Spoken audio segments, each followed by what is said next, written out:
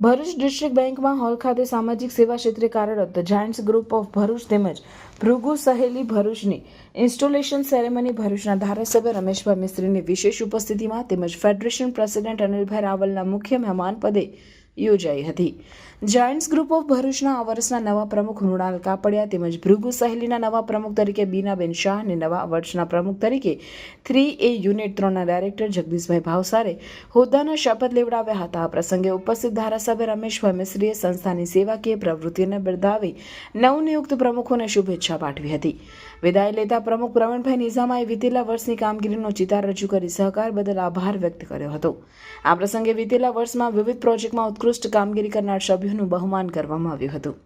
નવનિયુક્ત પ્રમુખોએ આગામી વર્ષ માટેના પ્રોજેક્ટની રૂપરેખા રજૂ કરી સહકારની અપેક્ષા વ્યક્ત કરી સંસ્થાના સેવાકીય કાર્યો થકી વધુ ઊંચાઈ પર લઈ જવાની ખાતરી ઉચ્ચારી હતી. આ પ્રસંગે જાયન્ટ્સ ડિગ્નિટરીઝ અનિલભાઈ દલાલ, ઘનશ્યામભાઈ પટેલ તેમજ ઓફિસર ઇન્ચાર્જ તરીકે પ્રદીપભાઈ રાવલ સહિત પૂર્વ પ્રમુખો, હોદ્દેદારો અને જાયન્ટ્સ પરિવારના સભ્યો, વિવિધ એનજીઓના સભ્યો ઉપસ્થિત રહ્યા હતા. સમગ્ર કાર્યક્રમનું સુંદર સંચાલન જયેશભાઈ કાપડિયા તેમજ કનુભાઈ પટેલે કર્યું હતું.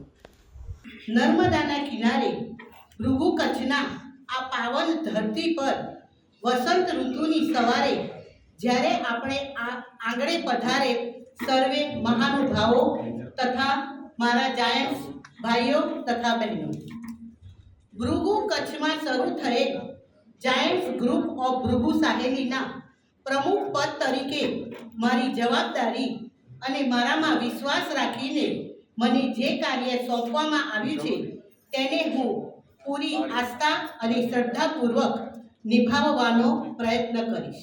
સામાજિક ઉત્થાન, યુવા વિકાસ તેમજ વ્યક્તિગત વિકાસ માટે પણ કટિબદ્ધ છે. આ બધું ત્યારે જ થાય જ્યારે તમારા બધાની મદદ, સહજ સહકાર મળતો રહેશે.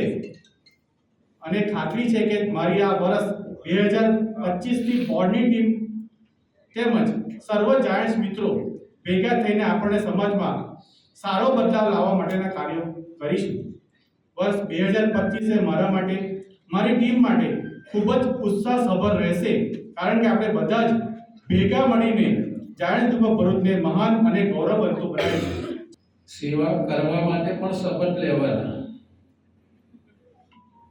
પદ્ધતિ ખરેખર આપણા દેશમાં બધી વ્યવસ્થાઓ સરકાર આધારિત નથી.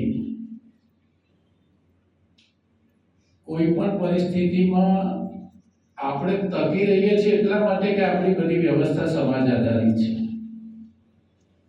અને સેવા એ આપણા લોહીમાં વણાયેલો સંસ્કાર છે. આપણે ત્યાં વ્યક્તિ એકલો નથી. વ્યક્તિ, પરિવાર, સમાજ, દેશ, સૃષ્ટિ અને પરમેષ્ટિ આ બધા અંગો સાથે આપણે બધા લોકો જોડાયેલા છે. યુરોપમાં માત્ર ભૌતિક વાત છે, એક જ પિલર ઉપર આખું યુરોપ છે. આપણી આખી સિસ્ટમ યુનિપોલર છે. કોઈ એક સ્તંભ નબળો પડે તો એ ખુરશી ઊભી રહે અને વ્યક્તિ એના પર બેસી પોતાનું જીવન આગળ વધારી શકે એ પ્રકારની વ્યવસ્થા ધર્મ, અર્થ, કામ, મોક્ષના સિદ્ધાંત ઉપર આપણે લોકો ચાલીએ છીએ.